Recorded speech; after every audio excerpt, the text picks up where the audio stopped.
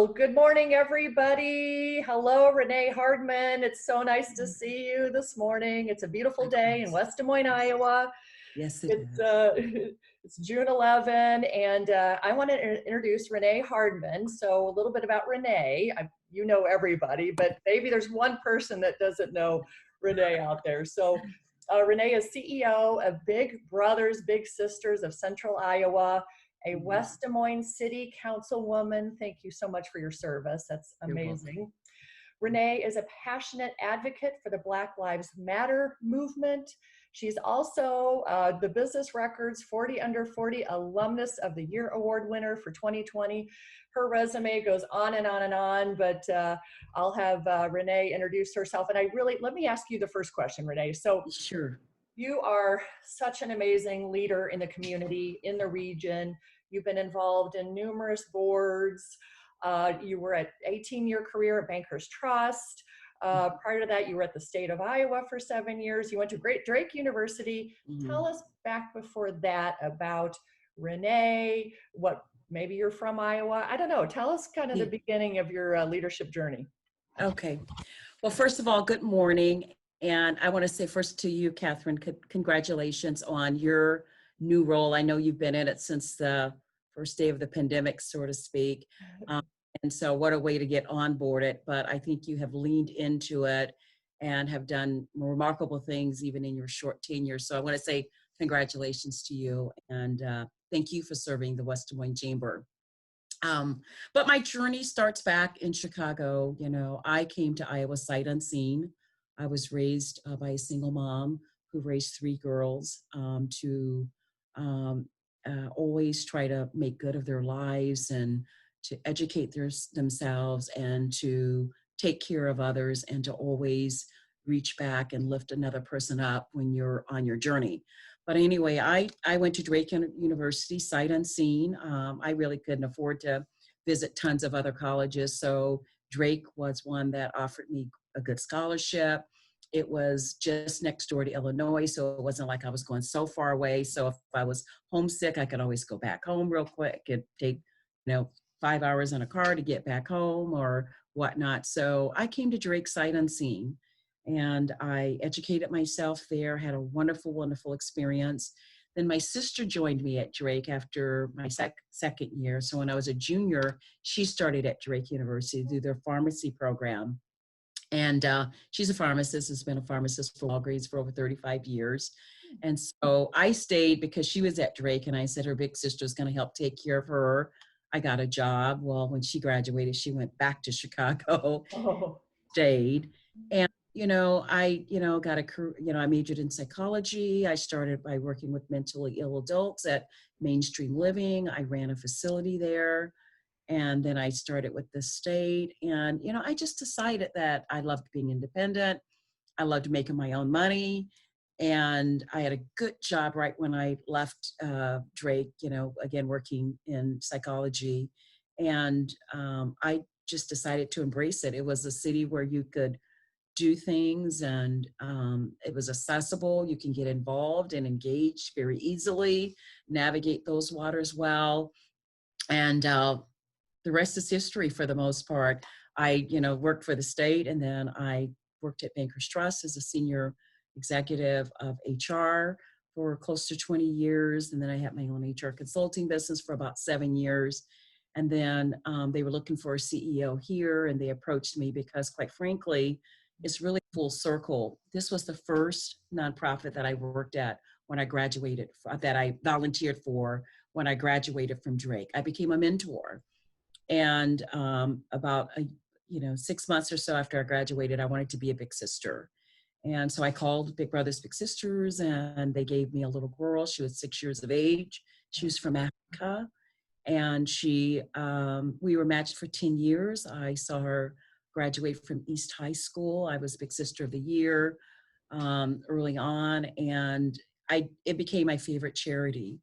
And I can just pinch myself now that my life has come full circle to be leading an organization which launched my civic engagement, quite frankly, just right out of college. And I just know the power of a mentor. I was raised by a single mom who also surrounded us with mentors in our lives from our church and school. And I am who I am because of my mother, and I am who I am because mentors poured into my life. They gave me advice and exposed me to things that I couldn't ever be exposed to, and just taught me, how to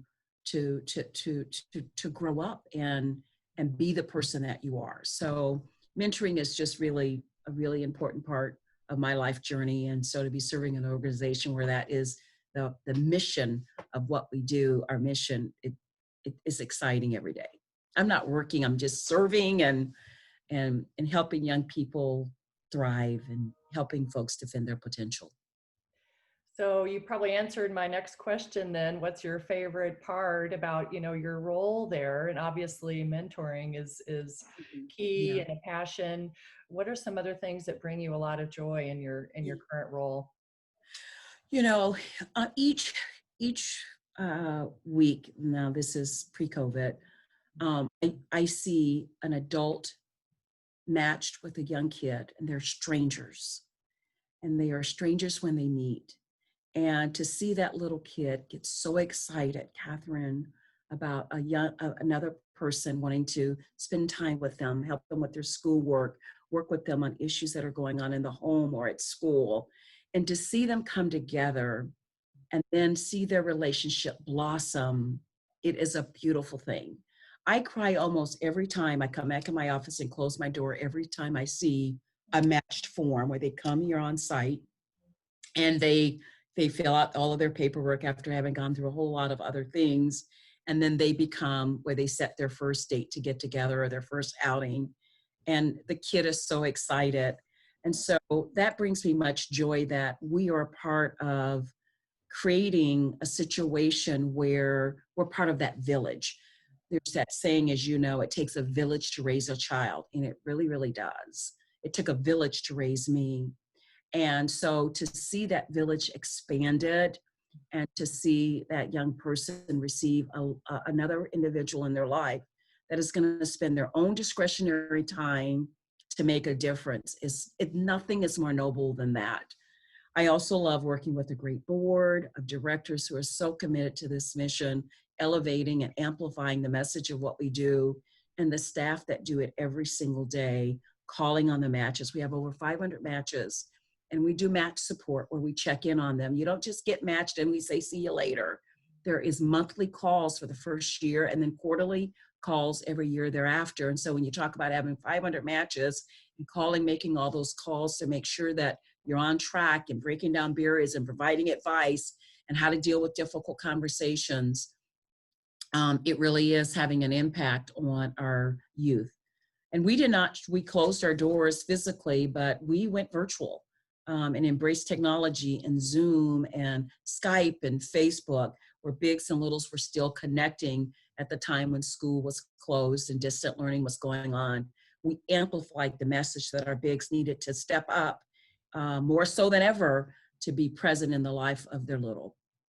Yeah, this is such a critical time for sure. Yeah, Yeah, that contact, since you can't absolutely. person. Yeah, that's amazing. Yeah. So with the recent movement around Black Lives Matter, have you had a lot of people reaching out to you that want to be involved in the organization to try to help support and be an ally? Have you seen kind of a You know, recent? we have gotten a number of questions, Catherine, about how to have some difficult conversations with the youth, because the youth are processing this too. As we as adults looked at the murder of Mr. George Floyd, kids too. And I think it was traumatizing for many of them. And so I'm having a big Zoom call on the 16th with all of our bigs in our network that want to pipe in, and I hope lots of them do, where we're going to be talking about some training that we're going to offer our bigs as it relates to processing life, as it relates to this crisis that we're in, how to have those tough conversations, how to talk to your little about racism. It's in the world. We can't tap dance around it. We have to talk about it. And each 6-year-olds, you're gonna have a different conversation than you will with the 16-year-old. So all of them are age appropriate kinds of conversations. But we are still having virtual orientations. We had, I think, 9 or 11 people sign up for volunteering to become a big, even during this pandemic. And so we do a virtual orientation through Zoom. So the interest is still on the rise, and people are trying to find ways in which they can give back and they can make a difference. And I think mentoring is one way that they can, and they're seeing that as an option to help our youth. Well, and so that leads me to, a big question. You have been such an advocate recently with the new movement, with the conversation around how can people be an ally? How can we support the Black and African American community right now? And so I would love, and I think a lot of people out there would love your advice as to how we can support and be an ally. It is a difficult conversation. And how can we bring that ally support to our companies, to us as individuals? So we would love your advice, Renee. Yeah. Well, I appreciate, Katherine, the opportunity to really talk about it, because I really do think dialogue is more paramount now than ever. And so, and I have had a lot of calls from folks, seeking counsel and advice on, how to navigate these waters. And so I'm going to go back a little bit and say that, the movement isn't necessarily new. I think the movement has amplified. And the messages of the movement in terms of racism and systemic, racism and injustice that's going on has been amplified by this moment that we all watched right in our living rooms. And it was horrific. Mr. George Floyd was not the first, but Mr. George Floyd's life, as I share it with you, has created a watershed moment where I think more people are engaged in the dialogue and the protesting and the struggle and wanting their voices to be heard. There are more young people today that are marching than I have ever seen. I was at a rally in Valley Junction here in West Des Moines, a beautiful part of our city, as you know, and there were close to 1,200 young people, Katherine, at this rally. Young people. And I was amazed by their spirit, and they're saying, enough is enough.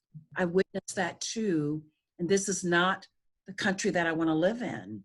This is not the country that I want to see do these things to human beings, period.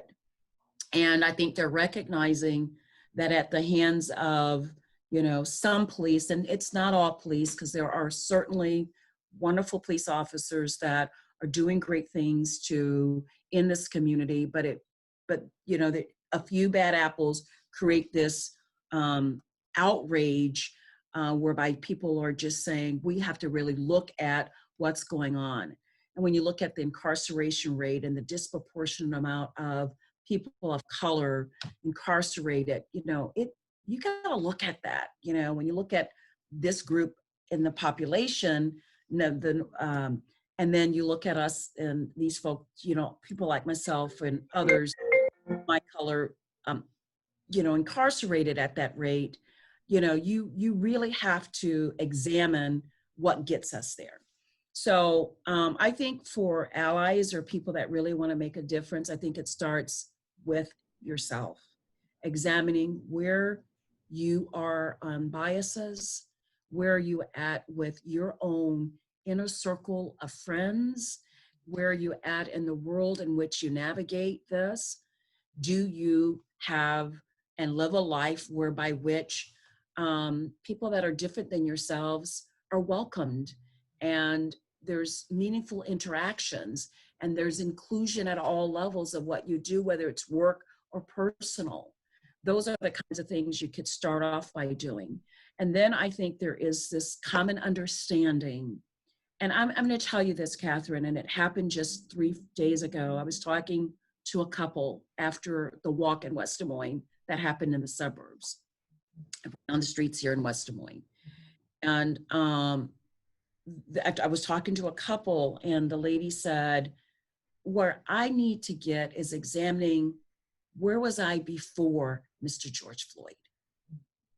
Why did it take Mr. George Floyd to awaken my spirit? Where have I been? And so I think that's a deep reflective question, because what it does, it allows you to really say, this has not been a situation that that just came around 2 weeks ago. It's been around for years. Where have I been? So I think that's being reflective and challenging your own biases and your own thoughts about this.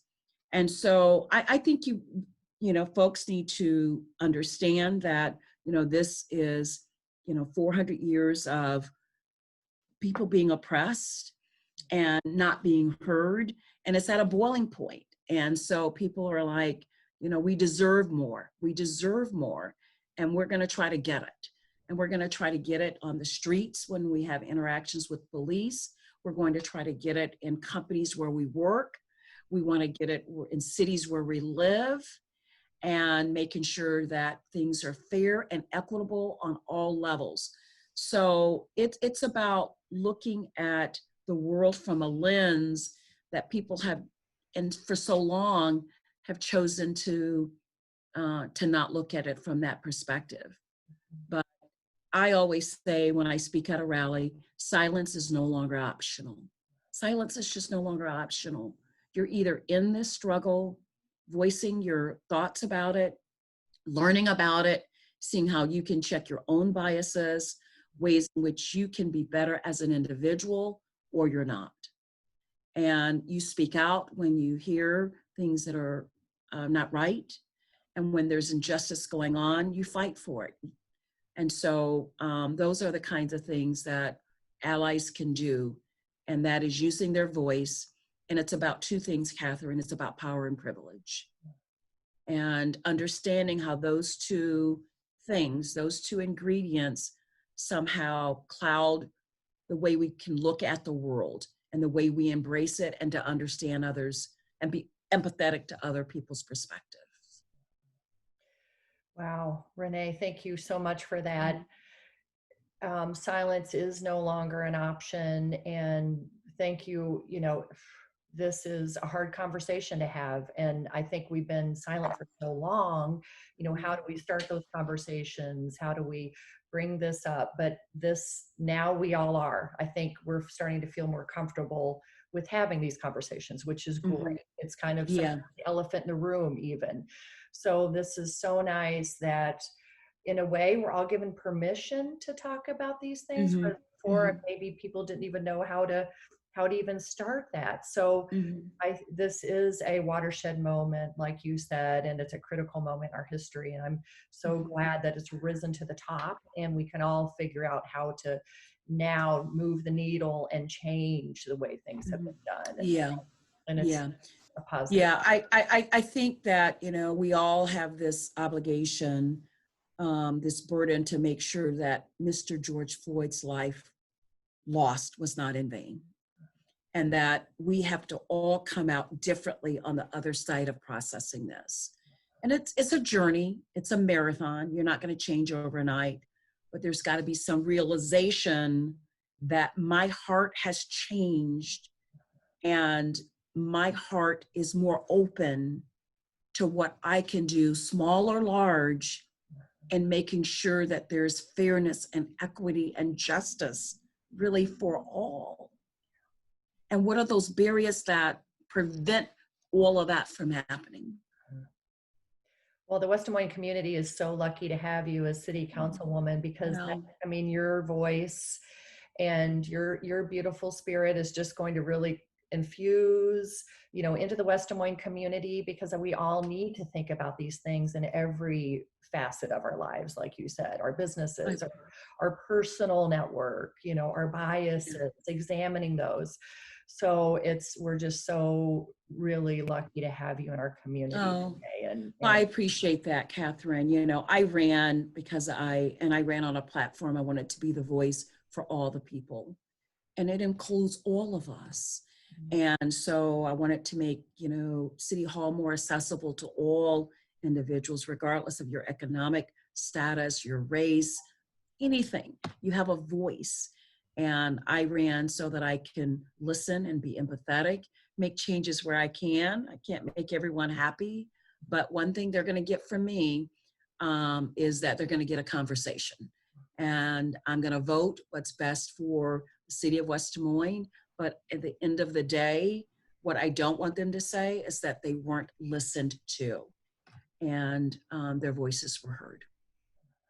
I love it. Well, Chicago's loss is West Des Moines' gain. So I'm glad you moved here from Chicago. Yeah, All those yeah. years ago, and you never looked back. You never. It's been a good journey. Oh, It's been a good journey. yeah, it's amazing. So, well, gosh, I want to pivot a little bit. Okay. And I really appreciate that conversation, and would love to hear advice you might give to youth right now.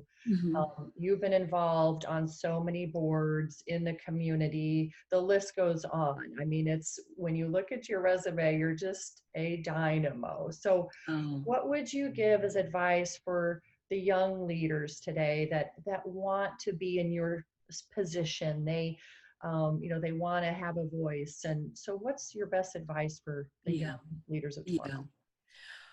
First of all, our young people, as you know, Katherine, they're our future. And I am more optimistic today than I ever have been with our young people. I shared it with young people that, find your passion. Find your passion. What is it that you want to contribute your time to? What do you want to make better? Where do you want to lend your voice? It could be with elderly, it could be with youth, it could be with working with pets or dogs or animals. It could be on working on justice and reform in the NAACP or wherever. But find a place that brings you content and enjoyment. And when you get up and you're working and you're volunteering at this particular organization, whatever it might be, you feel that you're making a difference. So I say be purposeful, be intentional. You can't do everything. You want to do a few things well. And so as I did in my 20s at 22 years of age, I started at Big Brothers Big Sisters. And that's where I gave my time to mentoring a girl every week, 2 to 4 hours a week. Until she graduated. And I felt that working with youth was where my passion was at that time. So be curious, learn from where the needs are. And what I like about West Des Moines and communities here in Iowa is that there is no shortage of how to get engaged. There is just no shortage. Call United Way and learn about their partner organizations and what are their missions and see what sparks that inner spirit in you to say, I want to volunteer. I want to help them with this. I want to help with the food pantry. I want to do this or that. So be engaged, be curious, be intentional, and just dive in. Because volunteerism, you find different relationships and you meet different people along your journey that can be wise and helpful in different other parts of your life. So just showing up and being present. And that's really, quite frankly, what our young people are doing right now, Katherine. They're showing up. They're showing up. And they're showing up with their hearts, their passion. And I love that. Well, that's an amazing advice, Renee. Oh my gosh. You could probably do a lot of graduation speeches. That's so good. So what's your favorite thing to do in West Des Moines? What are your favorite things in our beautiful community? Yeah, well, I was thinking about West Des Moines and what I like most about it, and it kind of took me back to a little story. This is what I really like about West Des Moines. I could get up on a Saturday morning, Katherine, and I could start off by going on a walk on so many beautiful trails here in West Des Moines. I love walking around the city campus where they're building the amphitheater. And I love doing 4 or 5 laps around that. So I could do that first thing in the morning. I could stop at a neat coffee shop and get a cup of coffee. I could stop by the West Des Moines Library and check out a book. And then I could go somewhere very nice, kind of where you work, and get a spa. And then I could decide to go shopping and then go have dinner and not have traveled more than about 35 miles. I can do all of that in a day and drive from one spot to one spot and not probably put more than 25 miles on my car. So it's a city where you can navigate and you can get to various places. You know, I just like West Des Moines. I feel like it, you know, it's very family oriented, although I don't have children, but I live in neighborhoods where I know the children and I've seen them grow up. And again, it's just a city that you can navigate well through.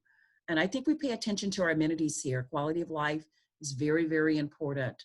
I think later in the day, you're going to hear a State of the Union about West Des Moines from our mayor. I can't wait to plug into that. You're going to hear some great things that are going on with our city. We pay attention to our roads. That matters for people that are driving in West Des Moines, that they're not running over lots of potholes and damages to their car. We take those little things for granted, but I'm telling you, when you don't have to deal with a lot of that, it makes a difference. So it's the people, it's the places, and the places where you can visit and relax, and it's just a really good quality of life. Yeah, we have everything here in our bubble. Yeah, We call it our yeah, West Des Moines yeah. bubble. It's Right, everything's right. here. Yeah, Absolutely, absolutely.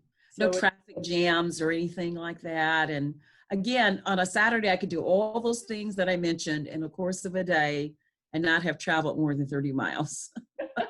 and our Rexplex, once that gets completed, and yeah. That's a game changer for us. The Rexplex is a game changer.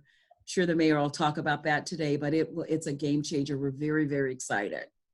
I'm excited for the amphitheater, the Hurd Amphitheater, where we can bring diversity of art and music and culture right there on our city campus.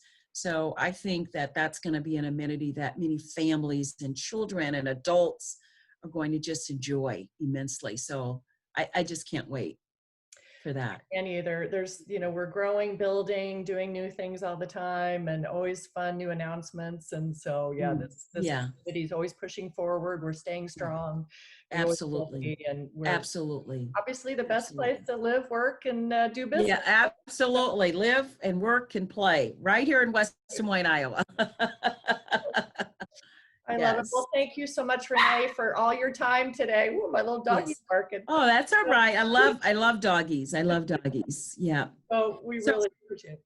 Yeah. And Katherine, I'll just close with one thing I'll share with you. One of the things that I try to live by every day, and it's a quote that goes like this, and it says that we were given two of the best days of our lives.